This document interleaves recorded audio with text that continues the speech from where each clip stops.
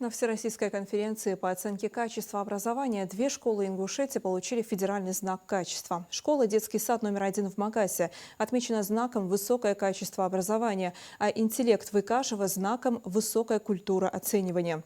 Эти награды присваиваются по поручению президента России Владимира Путина тем школам, которые показывают устойчивые результаты и развивают современный подход к оценке знаний. Об этом в своем телеграм-канале рассказал глава республики. Цитата.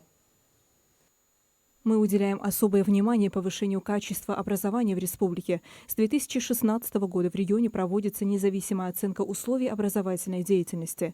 Динамика показателей свидетельствует об эффективности работы. Средний балл поднялся с 89 до 94,6. И особенно важно, что у нас нет школ с низкими показателями. Считаю, что федеральный знак качества – это признание большого труда учителей, руководителей школ, родителей и, конечно, самих детей. Мы видим, как наши школьники становятся увереннее, успешнее на экзаменах, олимпиадах и конкурсах, и это лучший результат для нас.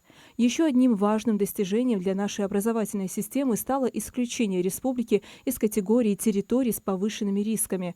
На Всероссийской конференции по оценке качества образования Ингушетия была отмечена как регион с высоким уровнем проведения ГИА. В этом году ЕГЭ сдавали 3548 выпускников.